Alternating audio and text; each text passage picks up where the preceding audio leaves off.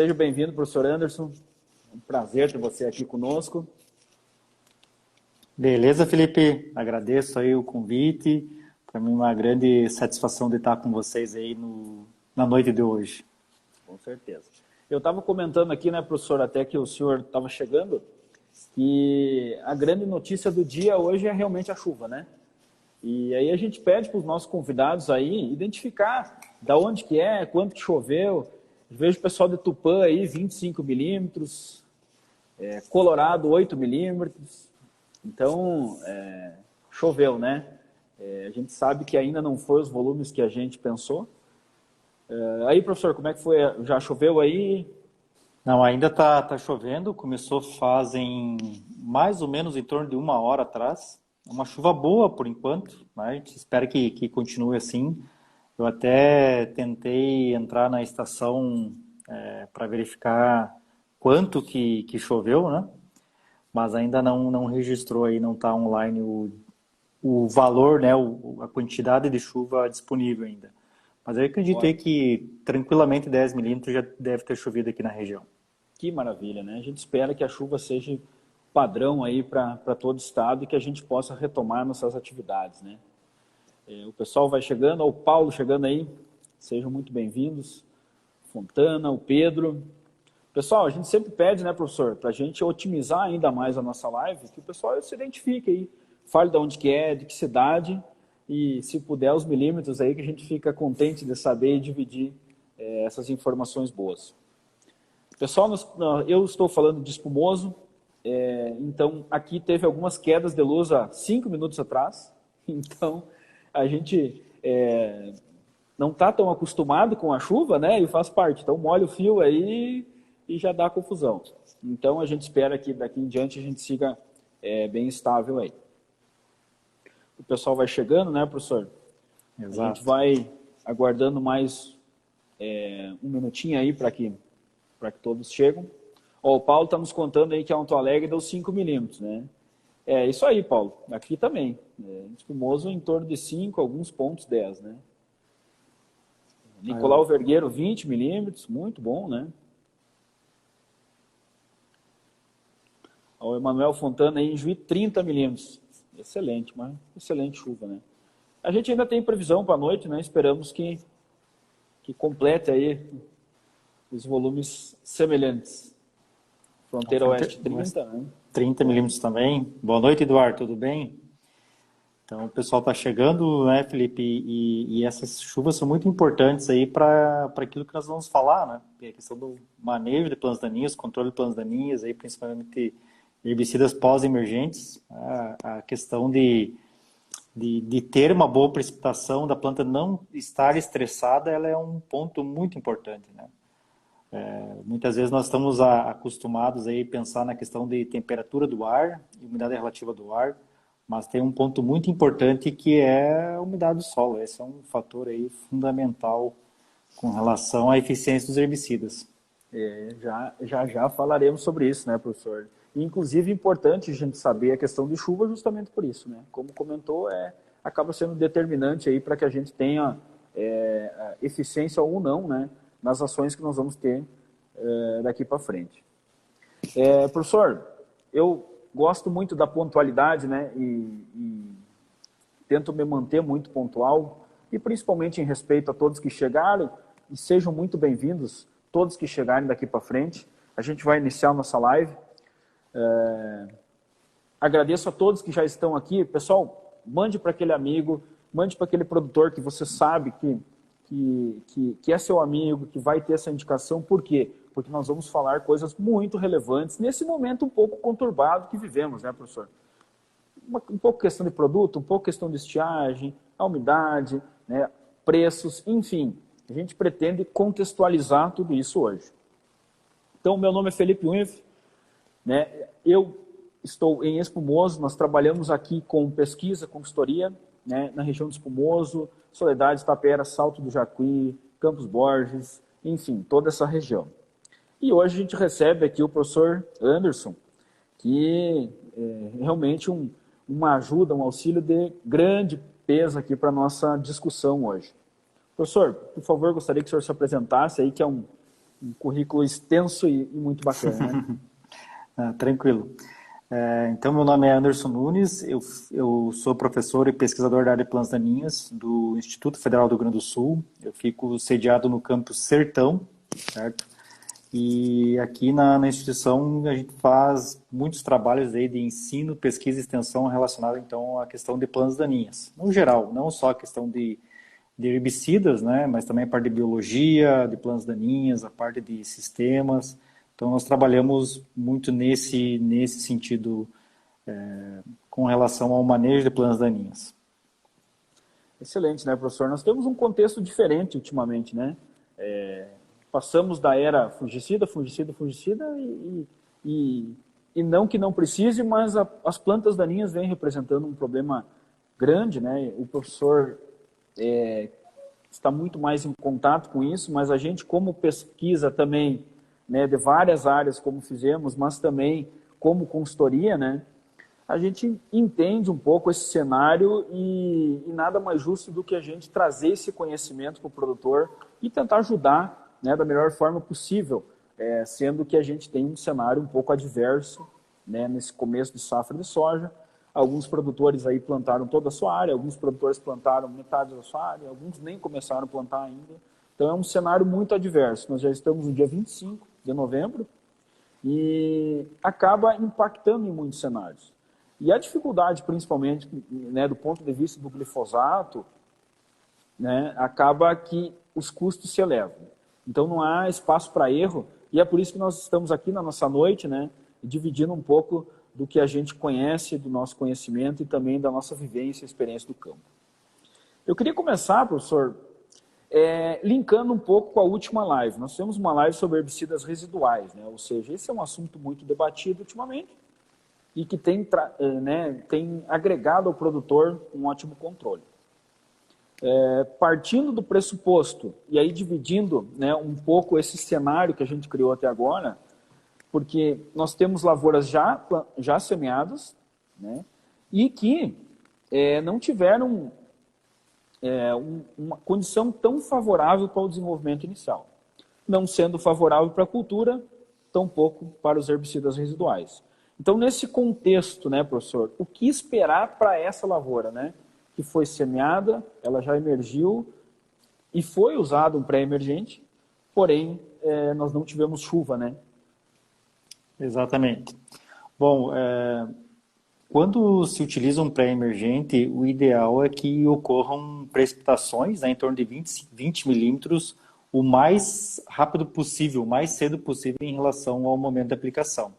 Essa é a proposta, né? Porque quanto mais rápido chover, maior vai ser a entrega desse produto na solução do solo. Entretanto, né, os trabalhos mostram que mesmo dependendo do tempo, né, quanto mais tarde, menos chega, mas mesmo assim, os resultados de pesquisa têm mostrado que ainda assim o pré-emergente ele consegue ter um efeito satisfatório em relação ao desenvolvimento, né, o seu efeito em relação à germinação, em relação à emergência das plantas daninhas. Mesmo assim, né, então vamos supor um determinado herbicida, apliquei hoje sobre uma palha, choveu 20 milímetros logo em seguida, passou 98% para a solução. Demorou 7 dias, vai para 80%. Né? Demorou 30 dias, vai 65%. Né? Tem alguns herbicidas que após 3 meses de aplicação, né, ainda depois de chuvas, chegou a 55% na solução do solo. Então, isso é bastante variado. E aí é um ponto importante, é o comportamento, né, o comportamento desse ingrediente ativo sobre essa palha. Né? Alguns ingredientes ativos, eles têm uma maior estabilidade sobre a palha, outros ingredientes ativos têm menos. Né? Por isso que agora tem se falado muito que para alguns auxínicos, né, usados na dessecação, por exemplo, além daquele período de 10 dias para o 2,4-D ou 30 dias para o dicamba, é importante ainda que ocorram precipitações, porque esses auxínicos eles são exemplos de moléculas que são bastante estáveis sobre a palha. Então, não é só mais uma questão de tempo, mas também uma questão de chuva para que essa chuva leve esse produto até a solução do solo, até o solo em si, e lá sim ele vai ser degradado, vai ter todo o processo de degradação que vai reduzir o residual dele na solução do solo.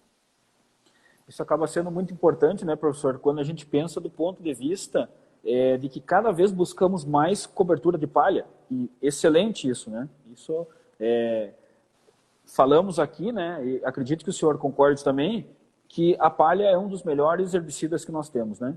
A gente postou um vídeo, inclusive, justamente sobre isso nas redes sociais, sobre uma situação de uma lavoura, onde tinha uma boa cobertura de palha, praticamente nós não tínhamos plantas daninhas. Ao passo que a colhedora não distribuiu bem e tinha muito pouca palha nesse cenário, nós tínhamos muita buva, tinha poaia, tinha uma diversidade muito grande de plantas daninhas.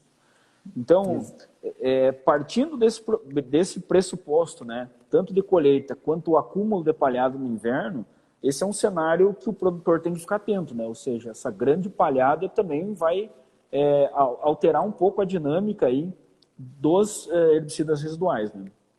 Exatamente. O que nós temos visto nos nossos trabalhos aqui, inclusive alguns dos alunos aí que eu vi que entraram na live participaram desse trabalho, já estão no mercado de trabalho, né? O Matheus Preto, por exemplo, né?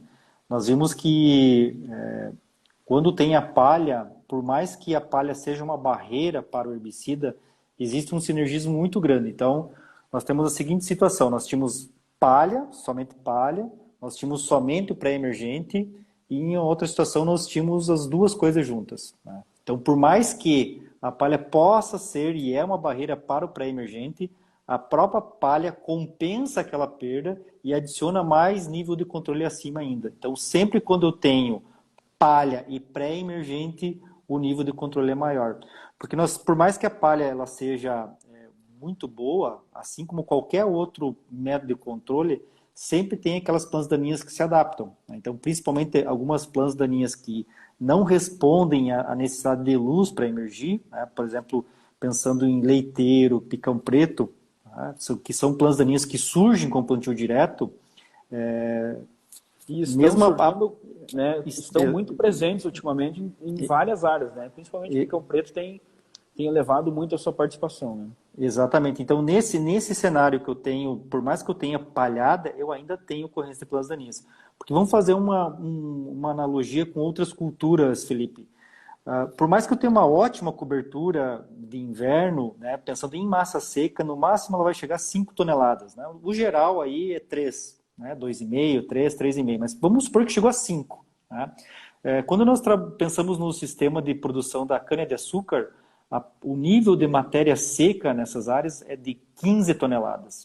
E eles também têm planta daninha. E eles são a cultura que mais utilizam pré-emergentes, entende? Então, assim, a palhada ela é importante, por si só ela não consegue, ela é uma barreira para o pré-emergente, mas a cultura da cana-de-açúcar é a que mais usa pré-emergente. Então, se veja que são pontos importantes. Nós aprendemos muito na cultura da soja com o uso de herbicidas pré-emergentes na cana-de-açúcar. Muitos dos dados vêm da cana-de-açúcar. Então, isso é um ponto importante, que apesar de ter essa palhada, né, ela tem um sinergismo bem interessante aí com relação ao uso dos pré-emergentes. Maravilha. E nesse cenário que nós estamos, a palhada faz toda a diferença, né, professor? Exatamente. Professor, continuando a construção de cenários atuais, né, visto que nós temos uma diversidade muito grande, mas pensando no que o produtor está enfrentando, nós temos lavouras já com pelo menos 20 dias, até 30 dias semeadas, né? E que praticamente não recebeu chuva em cima. Então, pensando naquele produtor que não utilizou o pré-emergente, né? Então, ele com certeza tem algumas plantas daninhas que estão presentes na área. E uma que tem se destacado um pouco, realmente acaba sendo buva, né? Sobras de buva, ou até mesmo a emergência da buva nesse cenário. Algumas regiões com leiteiro e picão e outras com cipó. Então, nesse contexto, né, professor, de nós termos, hoje choveu, né? Então essa situação da umidade começa a se resolver em algumas áreas. Mas do ponto de vista desses dois cenários, onde choveu, tranquilo, o produtor vai efetuar, né, o controle. Agora, aquela região que não choveu, ou que choveu 5 milímetros, 10 milímetros, pensando do ponto de vista de plantas estressadas, né, e já um pouco mais fora de estágio, como é que o produtor deve olhar para esse controle, né? Infelizmente, Felipe, é muito importante esperar a precipitação, né? Porque normalmente o que se faz, quando se faz aplicações sob estresse hídrico, além de não funcionar sobre a planta daninha, aí, quando você aplica sobre temperaturas altas, a chance da uma fito mais elevada na cultura da soja, ela é maior ainda. Então, em hipótese alguma, nós podemos fazer esse tipo de aplicação. Então, tem que, de fato, esperar, né? E aí as plantas daninhas levam vantagem em relação a isso, infelizmente, é uma situação de cenário, né? Levam vantagem porque tem muitas plantas daninhas que possuem o sistema fotossintético do tipo C4, então elas são mais eficientes no seu desenvolvimento em relação ao uso da água, né? Enquanto a soja, que é C3, ela acaba sendo bastante limitada em função aí de falta de água e altas temperaturas. Então, acho que um ponto importante, Felipe, é que cada vez mais nós temos que pensar no sistema de produção, né? E aí o sistema de produção, ele envolve a questão do pré-emergente, ele envolve a cobertura de inverno, né, ou a cultura de inverno. Ainda coisa muito importante é fazer o manejo das plantas daninhas dentro dessa cultura ou cobertura, certo? E pensar também, começar a pensar agora também no manejo outonal, né? O que acontecia, Felipe, se nós voltarmos no tempo, há 20 anos atrás, nos anos 2000, o agricultor ele conseguia manejar as plantas daninhas tudo num único momento, que era a dessecação para a semeadura. O glifosato era extremamente efetivo, ele conseguia fazer isso.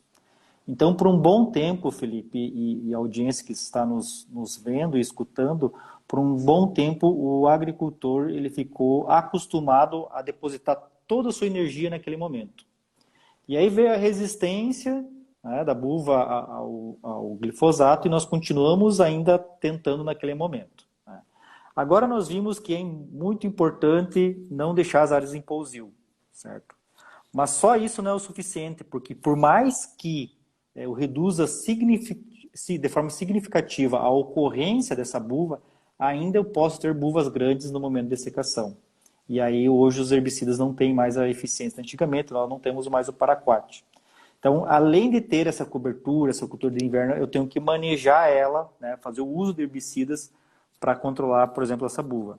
E o mais importante ainda, o mais importante não, e a gente está vendo também agora que, por exemplo, na saída da cultura de verão, fazer o manejo outonal tem acrescentado, né, nível de controle e cada vez vai ficando mais fácil em cada uma dessas fases.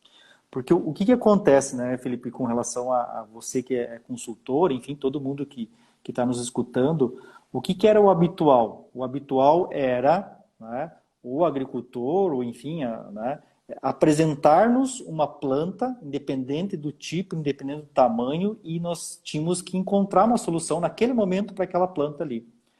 O que acontece? Hoje nós não podemos mais fazer assim.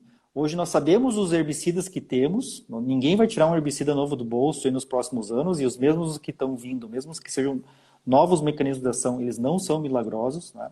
Então o que nós temos que fazer? Bom, eu tenho esse herbicida aqui, eu tenho o diquat, eu tenho o glufosinato, eu tenho o saflofenacil, e eu sei qual que é a limitação, o tamanho de cada um, né, de que esses herbicidas conseguem controlar, o que controla e que tamanho controla. Então eu tenho que criar uma situação para entregar uma condição favorável para esses herbicidas. É essa mudança que nós temos. Então, o que acontece, né? Voltando para a tua pergunta, o que o agricultor vai fazer agora na pós-emergência? Ele não usou pré-emergente. Então, aí está a questão dos sistemas. E aí, o que acontece? Em nenhuma cultura, tá, os herbicidas pós-emergentes, eles são efetivos para controlar plantas que não foram controladas na dessecação. Ele não consegue, né, controlar falhas, plantas mais velhas, plantas rebrotadas. Então, principalmente os herbicidas pós-emergentes na cultura da soja, eles vão pegar fluxos novos e plantas aí, se eu penso em folha larga, que é a principal limitação na cultura da soja, até 4 ou 6 folhas. E aí que o pré-emergente, né, a situação da live anterior, ela é fundamental. Porque exatamente, o que o pré-emergente vai fazer? Ele vai atrasar esse fluxo, ele vai, além dele atrasar esse fluxo, quando esse fluxo vier, ele vai estar num tamanho padrão de planta daninha. Então vão ter menos espécies, uma menor quantidade de plantas e um tamanho padrão. E aí fica muito interessante a eficiência desses herbicidas pós-emergência.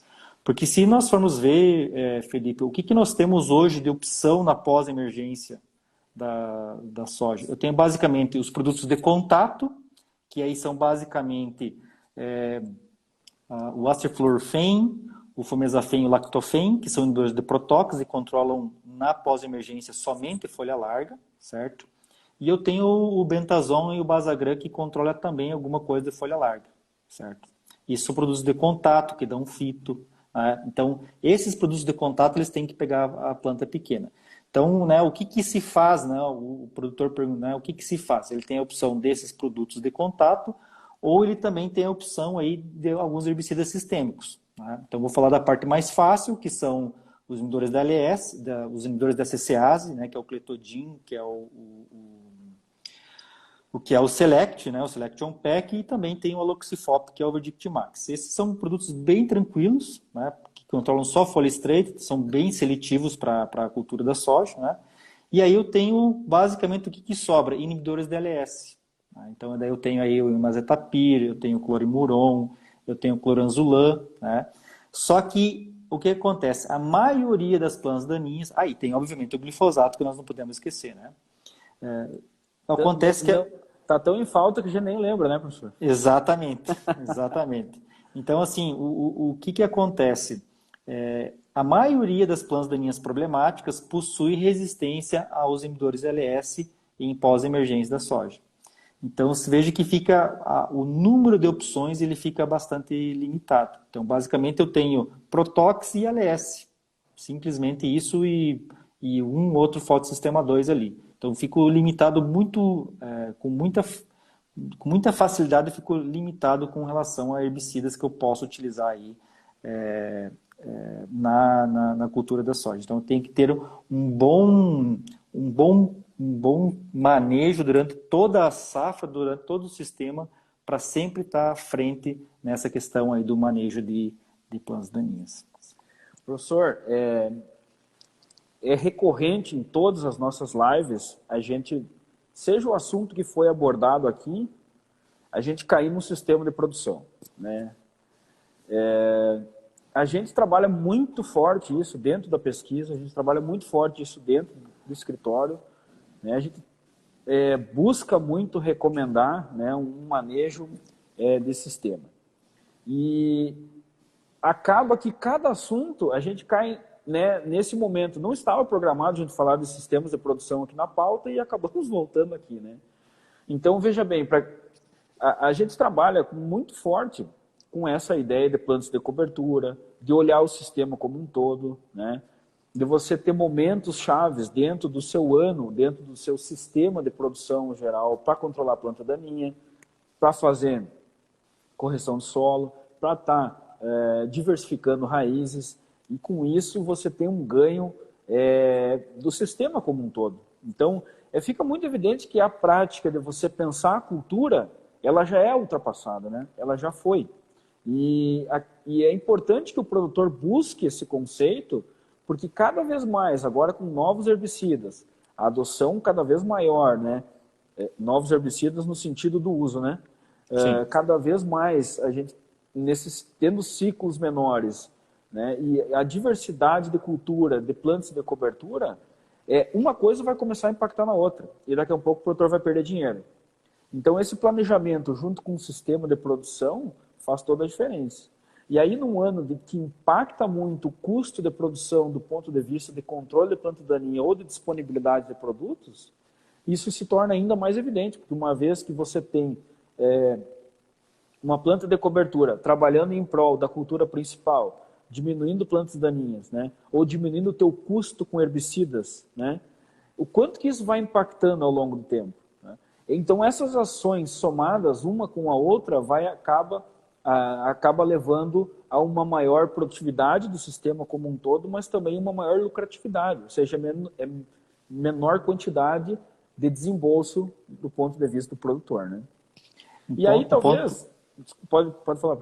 Um ponto importante, Felipe, hoje qualquer modelo de agricultura ao redor do mundo que conseguiu vencer de forma satisfatória a ocorrência de plantas daninhas, ou mesmo pesquisas que tem, né, que envolvem dinâmica populacional de plantas daninhas, né, todos eles indicam a mesma coisa, categoricamente e matematicamente. Você só vai conseguir vencer a guerra contra as plantas daninhas quando você conseguir reduzir o banco de sementes. É a única forma, não existe outra. Então, é muito importante todo esse manejo dentro do sistema para não deixar que essas plantas daninhas sementem, né?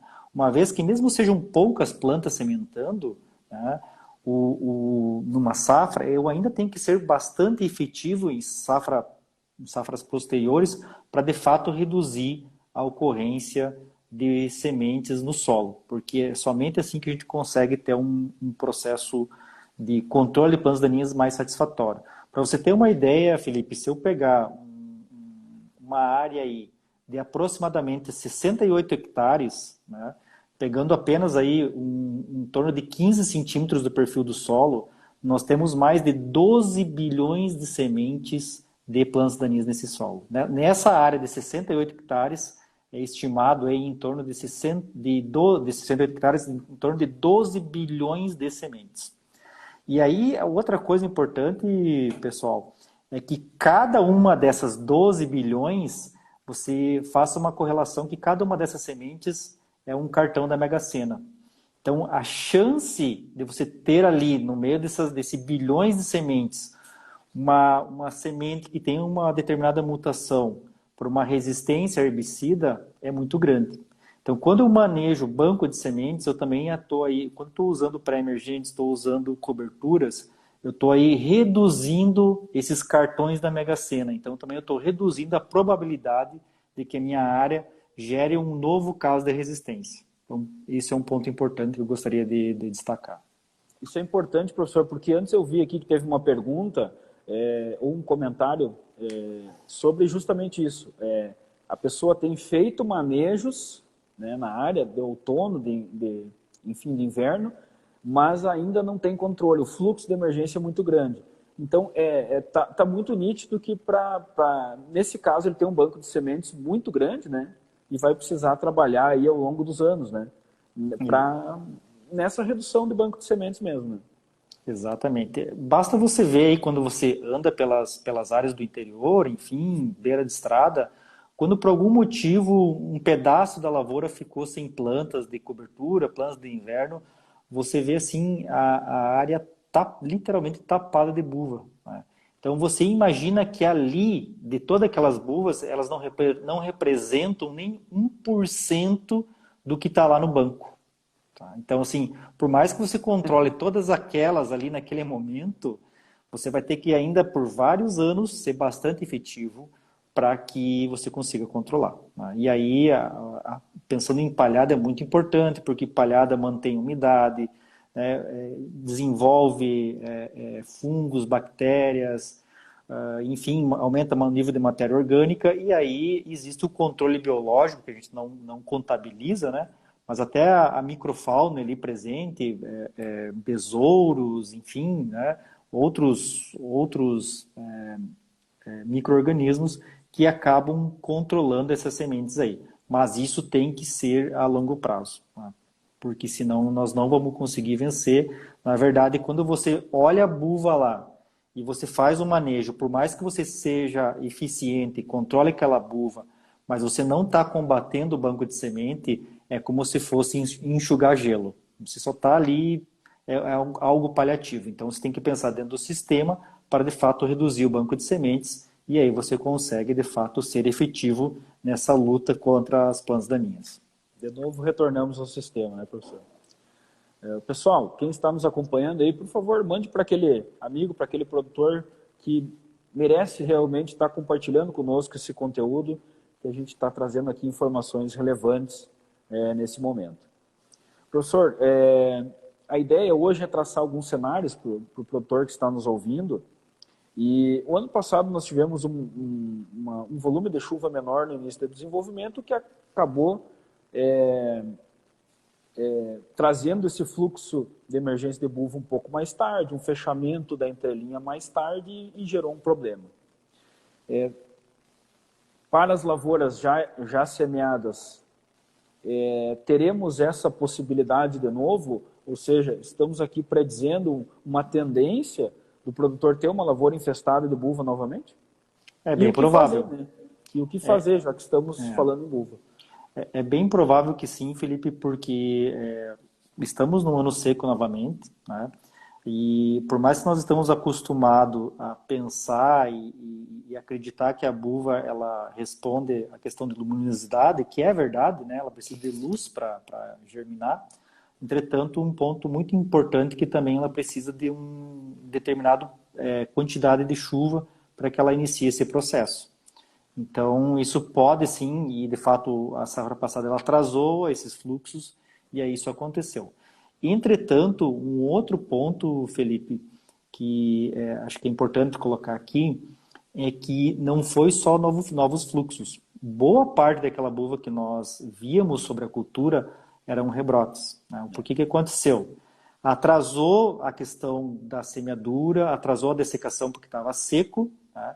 O produtor, numa angústia muito grande de fazer a semeadura, não utilizou herbicidas auxínicos e só ficou aí basicamente com herbicidas de contato associado com glifosato. E mesmo buvas pequenas, mas elas estressadas, esses produtos, por mais que elas tenham queimado, né, ela também, plantas pequenas, elas acabaram rebrotando. Então tem muito disso, né? Nós temos que começar a pensar que, ok, semear no período ideal é o desejável.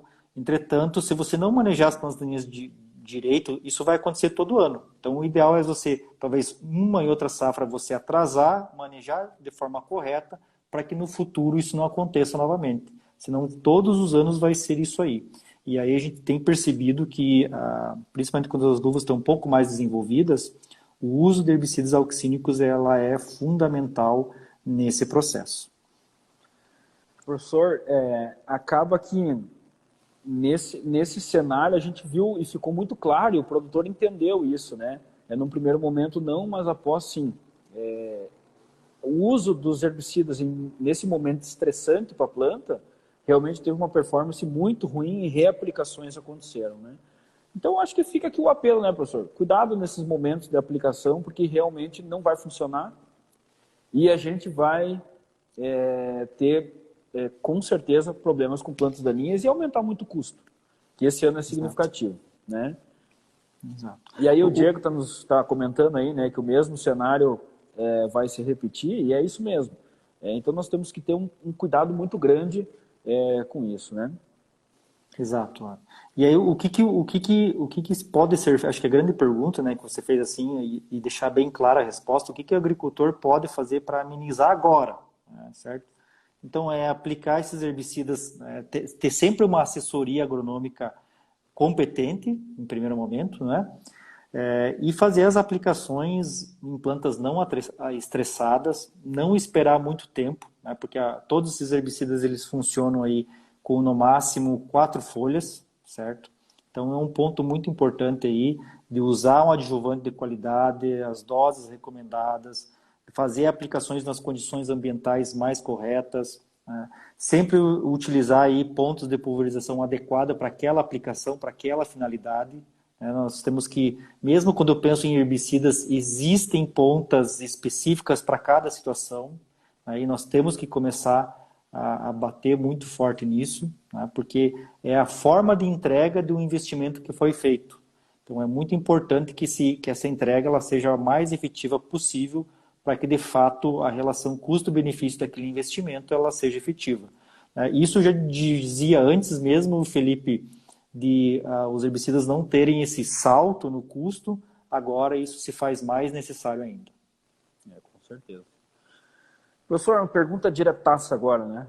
Quando que é o melhor momento para a gente controlar plantas daninhas em pós-emergência na soja? Certo. Sem receita de bolo, né, professor? A gente sabe que Sim. não é a ideia, mas Sim. trazendo... No geral. É... Sim. Então, assim, eu tenho que pensar duas coisas, na cultura da soja e na planta daninha. Pensando na cultura da soja, quanto mais tarde é melhor. Porque quanto mais desenvolvida tiver essa planta, menos ela vai sentir com a fitoxicidade. E aí, com relação à planta daninha, ao contrário. Né? Se a soja, quanto mais desenvolvida, sente menos herbicida, a planta daninha também, quanto mais desenvolvida, menos ela sente herbicida. Então, no caso da planta daninha, o ideal é quando ela tiver até em torno, na média, de 4 folhas, pensando nas folhas largas, né? De 4 a 6 folhas verdadeiras é o momento ideal de controle dessa planta daninha de folha larga. E aí que entra de novo, né? Vou insistir no pré-emergente, porque o que o pré-emergente faz? Ele atrasa o fluxo. Então ele vai entregar a planta daninha para o pós-emergente num tamanho padrão e essa soja vai estar mais desenvolvida. E pensando principalmente aí em alguns herbicidas, né, que são esses herbicidas de contato, se eu pegar aqui o uso de Basagran de bentazon tem aumentado, né, por causa dessa dificuldade no controle da buva, né, a questão aí do próprio Fomesafen, que é o único herbicida que eu tenho disponível para o controle do caruru resistente a glifosato e LS. Eles são produtos que dão uma certa fitoxicidade. Então, quando você permite-se fazer essas aplicações mais tardias, você tem menos fito e vai ter mesmo assim o controle satisfatório. O que não pode acontecer é, o professor Anderson falou que dá fito, então vou esperar a soja crescer, mas a planta daninha já está lá. Isso não pode, porque você vai dar fito igual na cultura, certo? De certa forma, e não vai ser efetivo na planta daninha. A planta daninha vai interferir com a produtividade. Nós estamos acostumados, né, Felipe, em função aí da questão do uso do glifosato, a não aceitar mais fitoxicidade. Mas, claro que dentro das condições ideais, né, o que nós temos visto é que por mais que aquele herbicida possa trazer alguma fitoxicidade, na maioria dos casos, essa fito, mesmo que severa, ela não reflete em produtividade. Tá? Vou dar um exemplo bem simples. Quando eu estava iniciando meus estudos lá no final da década de 90, né, eu sou do Paraná, certo? E lá a Coamo estava fazendo um trabalho de pesquisa em função que alguns agricultores começavam a roçar a soja pequena, né, para engalhar mais, enfim. Então imagine você roçar a planta, né, que é fito maior do que essa. Né? O que é uma fito? É destruir folhas. Né? Quando você pensa lá, aplica um Fomesafen, um Basagran, um Bentazon, né, você está destruindo folhas. Tá? E mesmo assim, o que eles verificaram? Que o nível de produtividade da soja roçada ou não roçada era a mesma. Então a soja conseguia recuperar. A soja tem uma boa plasticidade desde que chova. Tá? Então nós podemos começar a nos despreocupar um pouco com relação a essa questão de fitoxicidade. Claro que existem casos e casos, né?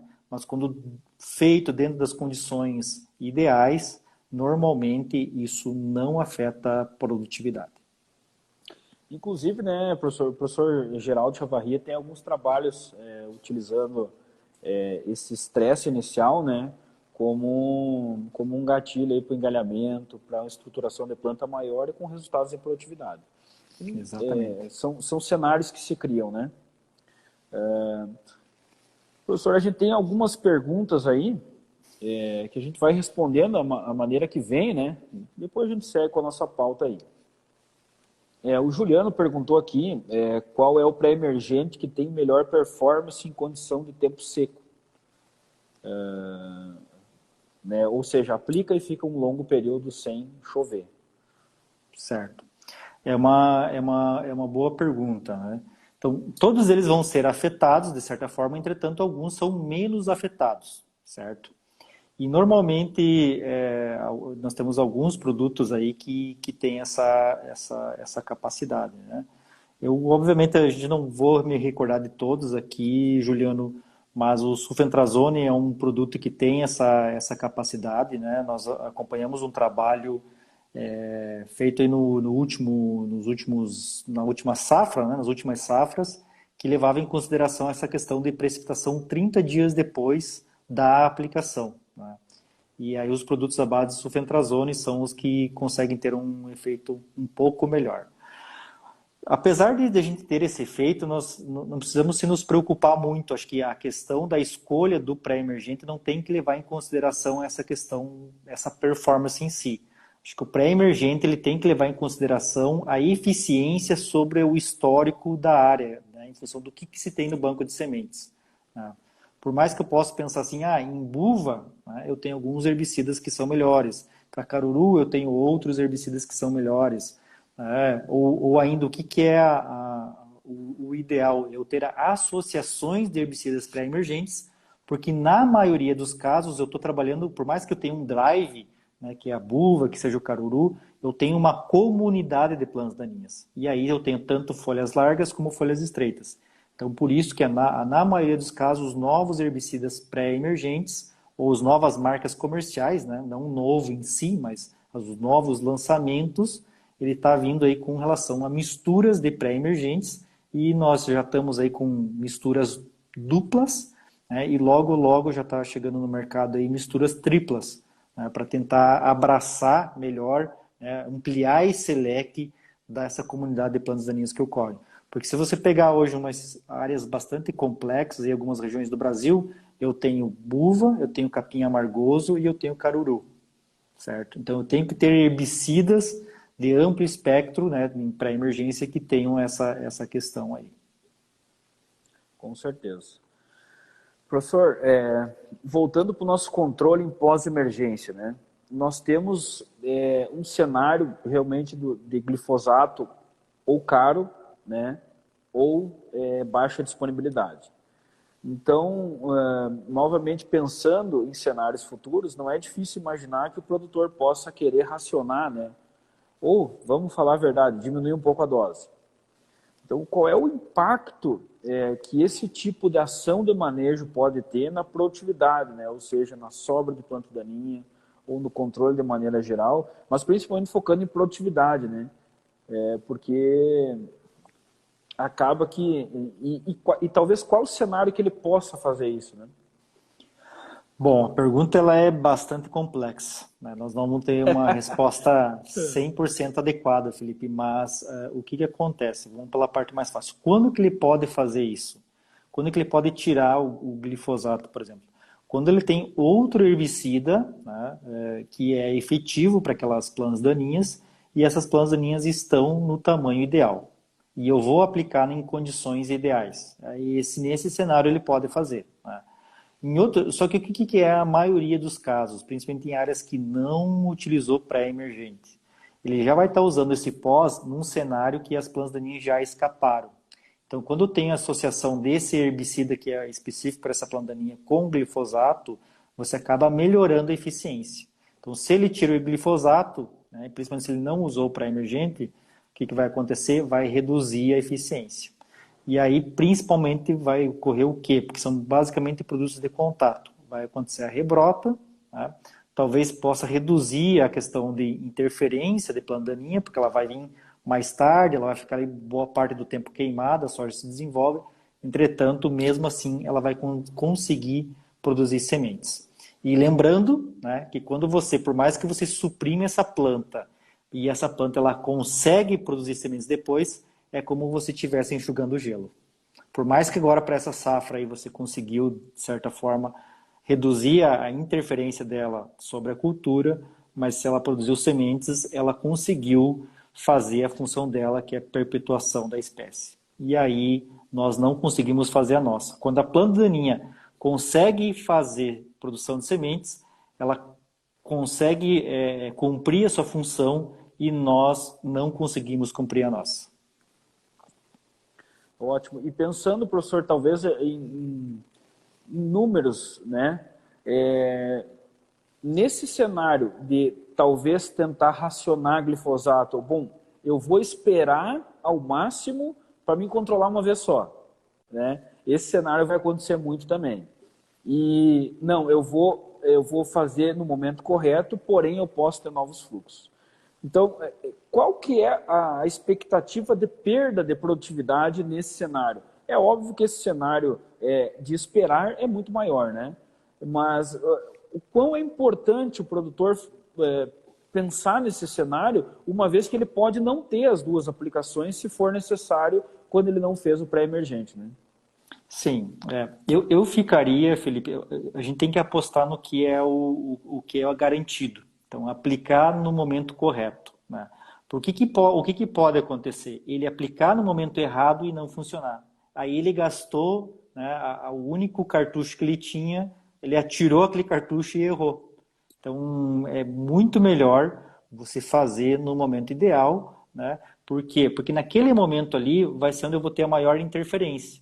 Então, você aplica, controla, essa soja se desenvolve mais e tudo que vier depois, o nível de interferência vai ser menor. Então, com certeza, eu ficaria no garantido, no certo, que é fazer na primeira aplicação, no momento correto, e, se possível, associar outros herbicidas aí, melhor. E aí eu consigo reduzir essa dose de glifosato aí na maioria dos casos. Então, a gente vê doses de 3 litros, 4 litros, 5 litros. Então, se eu consigo ser efetivo, né, se eu consigo ser efetivo nessa questão aí do momento, eu posso reduzir essa dose com bastante tranquilidade. Isso é muito importante, né, professor? Uma vez que esse cenário onde nós vamos ter essa escolha do momento de controle vai representar um ganho em produtividade, ou seja, o produtor vai controlar no momento certo, né? E deve-se buscar isso para que plantas pequenas controla aquele momento onde a interferência na produtividade é maior, né? Ou seja, plantas pequenas, a competição entre plantas daninhas acaba sendo mais evidente nesse início, né? E você dá essa dianteira competitiva para a soja. Mas é claro que pode ter, né, nessa condição, sobra de plantas daninhas. E essa sobra não vai representar uma perda potencial muito menor do que essa espera, né? Sim, exatamente. Isso pode acontecer, sim. E aí, nós indo para o momento polêmico da live, já que nós estamos nessa parte de espera, não espera, aí a gente tem o V0, né? E pensando nessa situação do produtor que adotar o V0, do ponto de vista da planta daninha é tarde. Sim. E também da cultura da soja, ou seja, da competição inicial, né? A não ser que, claro, o produtor tenha usado um pré-emergente, né? Mais uma vez facilitando o uso. Mas pensando no V0, né, professor? Fungicida com herbicida, o momento. Eu queria que o senhor comentasse um pouquinho sobre isso, porque essa prática tem se difundido, né, muito. E do ponto de vista da associação dos dois produtos acaba não sendo interessante, né, por uma questão de pH, eficiência e tal. E principalmente do ponto de vista das plantas daninhas, né? E da competição inicial. Exatamente. Então, é difícil dizer assim, um momento adequado, né? Vai depender de muitos fatores, mas na maioria dos casos, quando a soja está no estágio de desenvolvimento V4, é que a maioria das aplicações em pós-emergente se iniciam. Tá? E nesse caso aí é quando você tem um limite que aquelas plantas daninhas ainda não, né, pensando no momento que se você plantou no limpo, né, em V4 é quando essas plantas daninhas que emergiram dentro da cultura começam a ter uma possível interferência. Né, e também acaba coincidindo com o momento aí ideal de controle. A partir do momento que isso passa, né, além de estar interferindo, fica mais difícil também o controle por esses herbicidas pós-emergentes. E quando você associa com fungicidas, o que acontece? O pH ideal para fungicidas é diferente do pH ideal para herbicidas, que normalmente os herbicidas requerem um pH mais baixo de cauda e os fungicidas um pH mais alto. E aí essas associações elas podem sim trazer problemas para a eficiência dos herbicidas, certo? Então é um ponto aí que tem que tomar bastante precaução aí com relação ao momento de aplicação. Ótimo. Professor, nós já estamos nos encaminhando aí, né, para o nosso final da live. A gente passa para o momento perguntas. A gente teve algumas perguntas nas redes sociais aí, né, durante a semana, com foco em controle de cipó em pós-emergência. Enquanto o pessoal vai nos fazendo as perguntas, as dúvidas que ficaram nesse momento, se o senhor puder responder essa. Sim. Silva a gente acabou falando bastante, mas quem ficou na dúvida, Sim. quem chegou mais tarde, por favor, vai mandando as perguntas aí que a gente vai respondendo. Beleza. Tem uma situação muito interessante com relação ao cipó, né, a corda de viola, cipó de veado, enfim, cada região fala de uma forma, que é com relação ao tamanho da planta daninha. Então, o que acontece? Principalmente quando essa planta começa a soltar as ramas, né, em algumas regiões o agricultor chama de baraço, né? Então, quando ele consegue, quando essa planta ela começa a soltar isso, o glifosato deixa de ter eficiência. Então, mais uma vez, né, a importância do momento da aplicação. Então, nós temos visto, assim, na maioria dos casos, né, então, quando se aplica no momento correto, o glifosato ainda tem a sua eficiência, certo? E aí nós também temos aí alguns produtos à base de Protox, né, em associação com o glifosato, que eles conseguem ter uma melhora essa eficiência no controle dessa planta daninha. E aí, se eu tenho determinado que esse meu biótipo que está ali não é resistente a herbicidas inibidores de DLS, eu tenho algumas opções aí também nesse cenário. Entretanto, existe uma chance, né, que essa planta tenha um nível de resistência aos inibidores de DLS e não consiga ser efetivo aí no seu controle. Então, acho que um ponto específico aqui, né, que você falou, não tem receita de bolo, e de fato não tem mesmo. Se você for estudar mais a fundo, conhecer a sua área mais a fundo, vai ter diferentes situações dentro da mesma fazenda, em regiões, cada situação vai ser, cada região vai ter as suas características, né, em função do comportamento dessas plantas daninhas. Excelente, professor. Eu acho que a receita de bolo é uma coisa que nos ajudou até um certo ponto, né? Um momento que nós precisamos de uma simplificação dos manejos da nossa receita de forma geral, mas hoje é uma coisa que passou. Nós precisamos personalizar nossas ações e entender o talhão e até mesmo dentro do talhão. Então, a receita de bolo hoje é com certeza uma receita de, vamos dizer assim, de fracasso, né? A probabilidade de você errar é muito grande. E erros hoje custam muito caro. Então fica esse detalhe, nós temos que agir de acordo com a personalização e uma recomendação assertiva. O professor Felipe perguntou aqui a respeito das novas tecnologias, né? Ou seja, aí resistentes, por exemplo, cultivares resistentes ao dicamba, enfim, outros materiais, até que ponto suporta uma carga maior do herbicida, né? Pensando num cenário de plantas de difícil controle, né? Sim. Um ponto importante, né, é que mesmo essas tecnologias, elas ainda vão requerer, né, pensando nesse sistema de produção e pré-emergentes, né, porque sabe que os auxínicos, né, lá na pós-emergência da soja, ela não tem essa eficiência. E ainda, né, num primeiro momento, o dicamba em si, ele não vai ter recomendação na pós-emergência, apenas na pré-emergência, na dessecação pré-semeadura, certo? Não vai ter recomendação dentro da cultura da soja, somente na dessecação pré-semeadura. E a grande vantagem, né, de uma soja extend é que aí eu não preciso mais me preocupar com relação aos 30 dias ou os 100 milímetros de chuva necessário para a questão de uso, né? A mesma coisa com relação à soja enlist, né?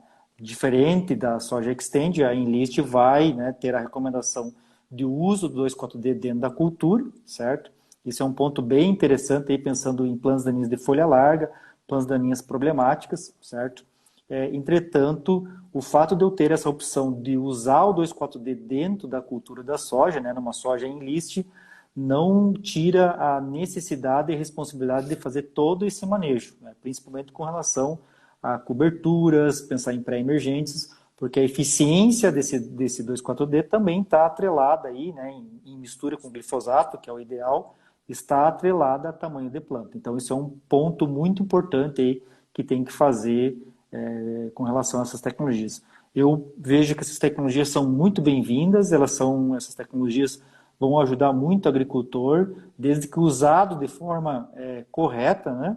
Desde que utilizados os produtos que estão na recomendação, né? Em função principalmente de ter adjuvantes, uma formulação melhorada para reduzir a questão aí do risco de deriva e volatilidade. Muito bem. Professor Leandro pergunta: controle de buva e caruru pós-plantio da soja. Hoje, assim, pensando em buva, o melhor herbicida ele é o Pacto, né, em função que é o cloranzulan, em função aí de eficiência e fitoxicidade, né, é um herbicida muito bom. E para a questão de caruru, principalmente caruru resistente a glifosato LS, só tem uma única opção, que é o Fomezafem. Né? O Fomezafem aí é o inibidor de protóxico, produto de contato. Tem que tomar muito cuidado com relação ao tamanho da planta, né? Não aplicar com mais de 6 folhas, e aí a dose basicamente em torno de 1 litro. E muitas vezes essa aplicação ela tem que ser repetida. Então, um exemplo muito interessante aí da necessidade do pré-emergente, né? Voltando a falar, é com relação ao caruru. Porque o caruru tem um fluxo muito grande. Então, o pré-emergente ele é fundamental nesse cenário. O professor Juliano comenta aqui que ele tinha uma área que ele dá assistência muito infestada de poaia, buva, losna e macela. Ele rotacionou 5 princípios ativos diferentes: dicamba, glufosinato, sulfenacil, glifosato e flumioxazina. O resultado foi top, mas caro e foi uma dor de cabeça. Eu imagino, Juliano, com certeza. E aqui, Juliano, mais uma vez nesse cenário nós voltamos, né, professor? Sistema de produção eficiente.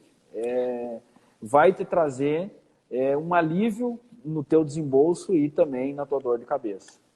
E acho que é um ponto importante, assim, a gente tem que encarar num primeiro momento como um investimento, né?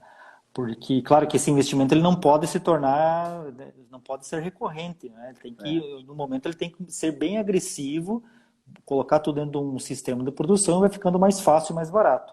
Agora, se ele pensar só na questão do controle químico, sempre vai ser assim. E para mim o caro é o que não funciona, né? Se você vai colocar lá, coloca um clorimuron ali, por exemplo, né, todas essas plantas daninhas. Isso não funciona. Isso sim é caro, entendeu? Porque eu vou ter o gasto da aplicação, o gasto de comprar aquele produto, mesmo que seja barato, e eu não vou controlar ele e ele vai reduzir a produtividade. Isso sim é caro. É a máxima, né? Caro enfim, é o barato, o barato que sai caro. Esse realmente não tem sentido nenhum, né? O Felipe Carlotto aí, daí, Felipão, bom, nos pergunta aí sobre controle de rabo de burro em pós-emergência. Muito bem. Né? O ideal do rabo de burro é pós-colheita, porque aí a plataforma corta essa planta entocerada, essa planta ela rebrota, as folhas mais novas são mais fáceis, né? E na pós-emergência aí na pós-emergência da soja, né? Hoje a gente tem visto que o melhor herbicida ela é uma mistura formulada de clethodim com aloxifop. Essa é a mistura que tem conseguido assim ser mais efetiva em praticamente todas as fases da cultura, enfim, a dessecação, né? É essa mistura aí formulada de clethodim com aloxifop. Por quê? Porque ela é uma planta perene que você quer aí um aumento natural de dose.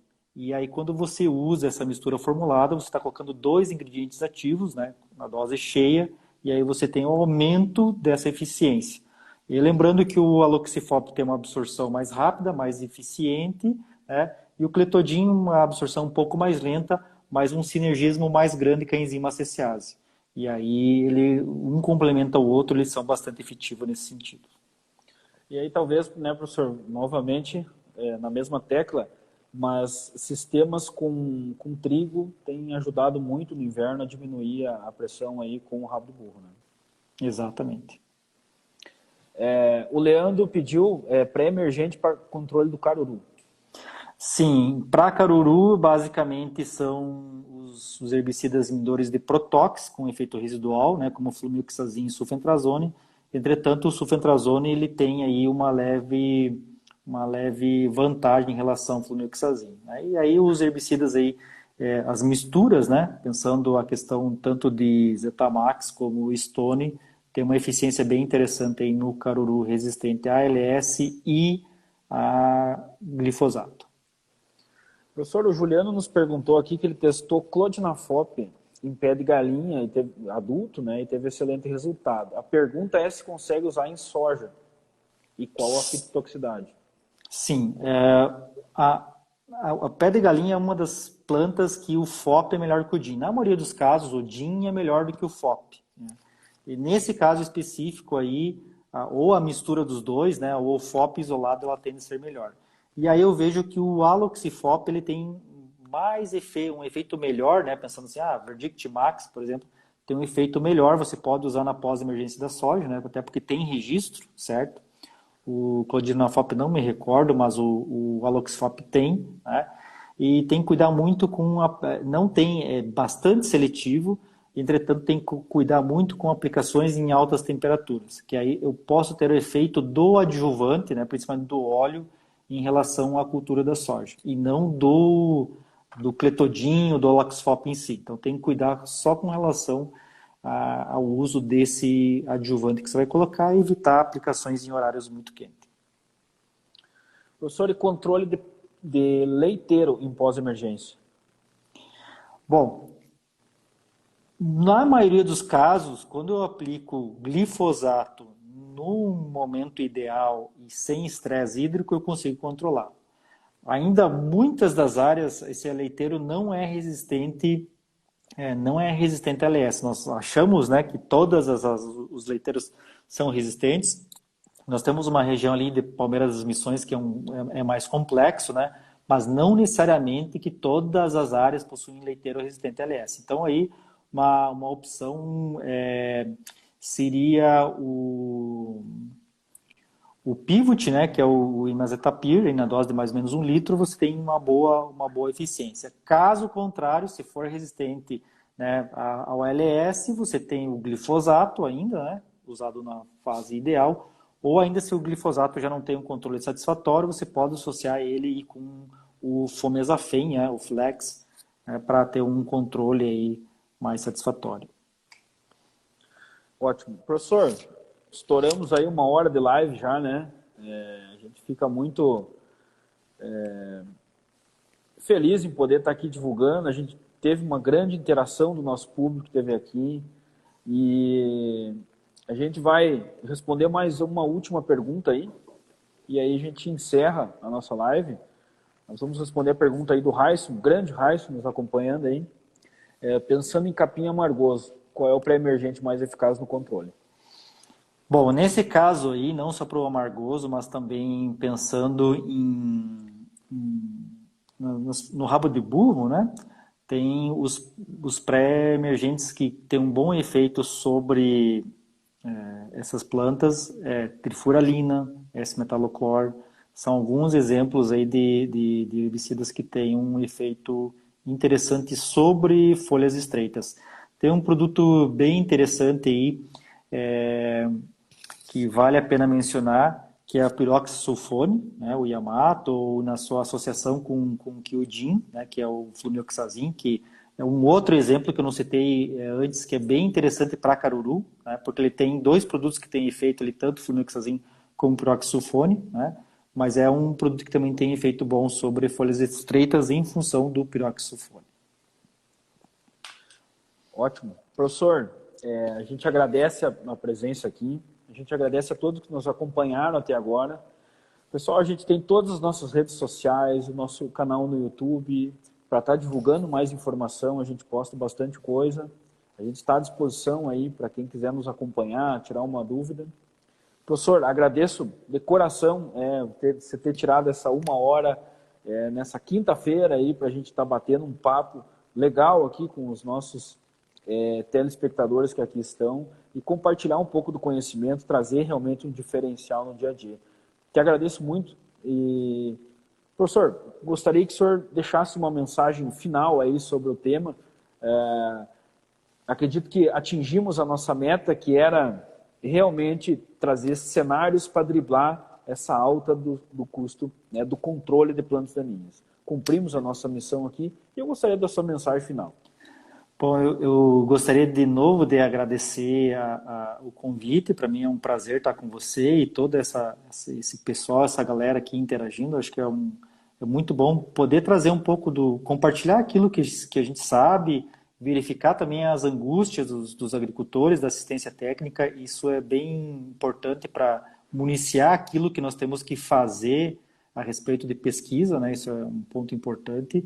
E eu diria assim, uma mensagem que eu gostaria de dizer é que o sucesso de controle das plantas daninhas é proporcional à energia investida. Tá? Então, eu não estou falando só da questão financeira, né?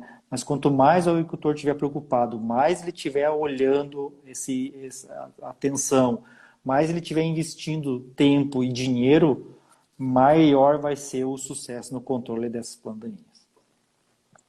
Muito bem. Pessoal, a gente agradece aqui a participação de todos. Um grande abraço. A gente espera que realmente tenha chovido em todas as regiões de vocês. É um prazer a gente ter passado aqui essa noite com vocês. A gente está à disposição nas nossas redes sociais. Professor, como é que te encontra aí?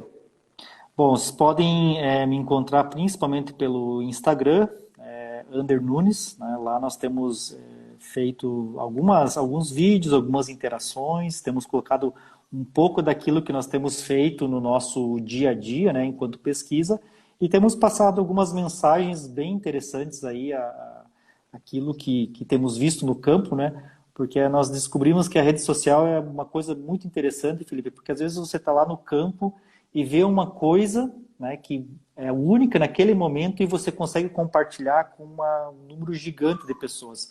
Num primeiro momento a gente pensa só nos nossos alunos e aqueles mais próximos, mas hoje a gente já tem aí, consegue fazer, digamos assim, atingir basicamente todo o Brasil aí com relação a essa interação aí pelas redes sociais. Então fica o convite, né, de seguir nossa rede social, o Ander Nunes. Nós também temos o Instagram do nosso grupo de ecofisiologia e manejo de plantas daninhas, o Gempla, né?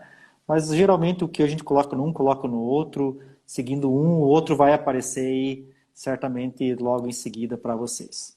Fico agradecido pelo convite mais uma vez. Beleza, professor. Muito obrigado, um abraço e uma boa noite a todos. A gente se encontra por aí.